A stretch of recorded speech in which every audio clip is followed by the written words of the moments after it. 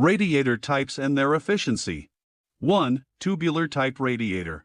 This radiator consists of a series of tubes through which coolant flows. Air passes over the tubes to carry away heat. The efficiency of tubular radiators depends on the number of tubes and the area of contact between air and coolant. However, if one tube gets clogged, the entire row's performance drops, reducing overall efficiency compared to modern designs.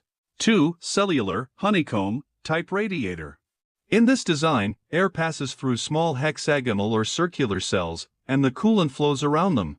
The honeycomb structure provides a large surface area for heat transfer, improving efficiency. These radiators are more effective than tubular types but are expensive to manufacture and difficult to clean or repair. 3. Crossflow radiator. In crossflow radiators, the coolant flows horizontally across the radiator while air passes vertically. This design allows a larger core area and provides better heat dissipation efficiency. It's commonly used in modern vehicles due to its compact size and ability to handle high-pressure systems effectively. 4. Downflow radiator.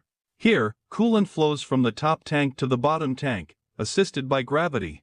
These radiators are easy to design and maintain but generally less efficient than crossflow types in high-performance engines because of limited pressure handling capability. 5. Aluminum radiator. Aluminum radiators are lightweight and have excellent heat conductivity. Their high efficiency comes from the thin fins and wide tubes that maximize heat transfer to the air.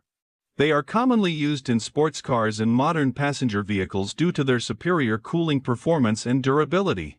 6. Copper brass radiator. These radiators use copper tubes and brass tanks.